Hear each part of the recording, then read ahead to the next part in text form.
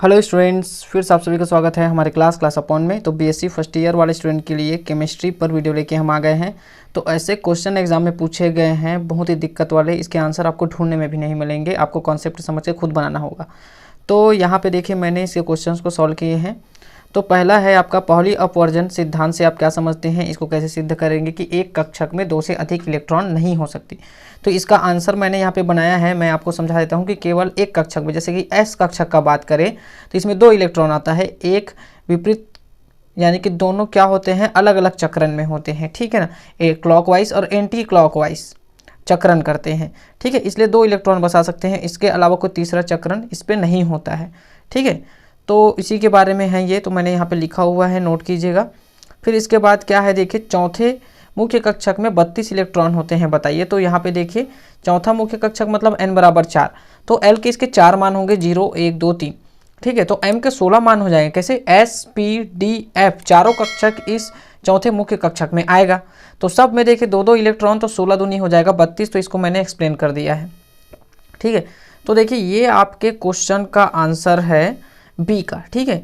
अब इसमें देखिए यहाँ पे ये जो आ का आंसर है कि साइन स्क्वायर का भौतिक महत्व क्या है और साइन स्क्वायर की जगह साइन एस्टेरिक कब लिखते हैं, ठीक है। तो यहाँ पे देखिए मुझे केवल इतना ही आंसर मिल पाया है, देखिए भौतिक महत्व तक साइन एस्टेरिक कब लिखते हैं इसके बारे में मैं जल्द से जल्द इसके नेक्स्ट वीडियो में बना के मैं अपलोड कर दूंगा।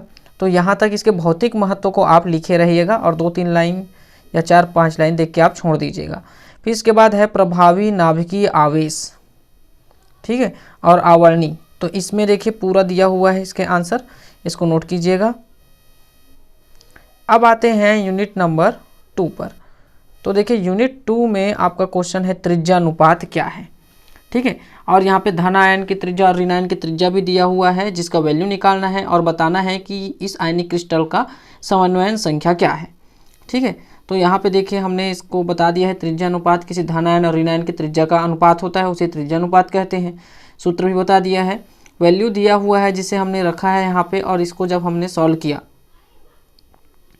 तो हमको मान मिलता है 0.524, जो कि त्रिज्या अनुपात के 4 1 4 और 7 3 2 के परास में आता है, और इसकी समन्वयन संख्या होती है 6, ठीक है।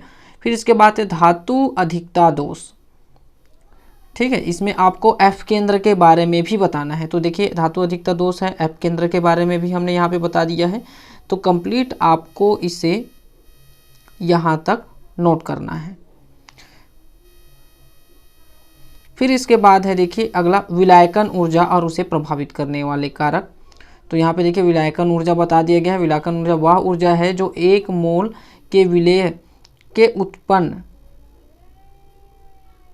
विलायकन के उत्पन्न या अवशोषित होती है, ठीक है ना, ऊर्जा।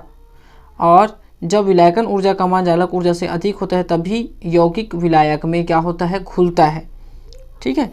तो ये है इसके पूरे प्रभावित करने वाले कारक, कोई 5 भी लिख सकते हो, ज़्यादा लिखने का ज़रूरत नहीं है, टोटल मैंने 6 बता दिया है यहाँ पे। इसके बाद है आपका आयनिक विभव में के द्वारा आप धातुओं के अम्लीय और क्षारीय गुण को कैसे प्रदर्शित करेंगे। तो ये देखिए आयनन विभव है जहाँ तक है ना, तो ये यहाँ पे देखिए इसका आंसर दिया गया है, बहुत ही दिक्कत हुआ है इसको ढूंढने में। तो ये है कंप्लीट, ठीक है, अम्लीय और क्षारीय प्रवृत्ति हमको पता करना है आयनन विभव की सहायता से, ठीक है। इसके बाद आगे बढ़ते हैं हम, ये है आपका यूनिट 3, जहाँ पे आपको सहसंयोजक बंध के स्थितिज ऊर्जा, यहाँ पे देखिए ये स्थितिज ऊर्जा में होने वाले परिवर्तन को ग्राफ की सहायता से बताना है, यानी किसी यौगिक का। तो यहाँ पे देखिए हमने हाइड्रोजन अणु ले लिया है और इसी के आधार पर हमने यहाँ पे ये ग्राफ के माध्यम से बताया हुआ है, ठीक है। इसके बाद है इसका अगला आंसर है स का। तो इसमें भी एक क्वेश्चन छूटा हुआ है, बहुत जल्द वो अपलोड हो जाएगा। यह है परमाणु कक्षकों के रैखिक संयोजन के या रैखिक संयोग के नियम, ठीक है। तो इन नियम को यहाँ तक आप नोट कीजिएगा। अब इसके बाद है यूनिट 3 का दा, जहाँ पे 3E2C बॉन्ड क्या है, डाइबोरेन की संरचना समझाइए, यहाँ पे दिया हुआ है, देख लीजिए। तो यहाँ तक कंप्लीट मैंने बना दिया है, 1-2 क्वेश्चन कुछ छूट गए हैं। इस क्वेश्चन को बनाने में बहुत दिक्कत हुआ है, बहुत सारे हमारे पास कमेंट आए हैं। तो 5 यूनिट ना बना के मैं फटाफट इतना बना के अपलोड कर रहा हूँ ताकि आप इसे नोट करते रहिए। बहुत ही जल्द इसके सेकंड पार्ट में बाकी के क्वेश्चन के आंसर मैं अपलोड कर दूंगा। तो इसे जितना हो सके शेयर कीजिए, चैनल को सब्सक्राइब करके रखिए और हमें भी सपोर्ट कीजिए, क्योंकि व्यूज़ बहुत ज़्यादा आते हैं लेकिन सब्सक्राइब बहुत कम करते हैं। आगे चल के आपके लिए कॉन्सेप्ट वाइज वीडियोस अपलोड होंगे। ये वीडियो केवल आपको हमारे चैनल से जोड़ने के लिए बनाया गया है। तो आशा करता हूँ चैनल को सब्सक्राइब करेंगे, वीडियो को लाइक कर देंगे और इसे अपने दोस्तों तक भी शेयर करेंगे। इसके साथ मैं मिलता हूँ नए वीडियो में नए टॉपिक के साथ। तब तक के लिए धन्यवाद।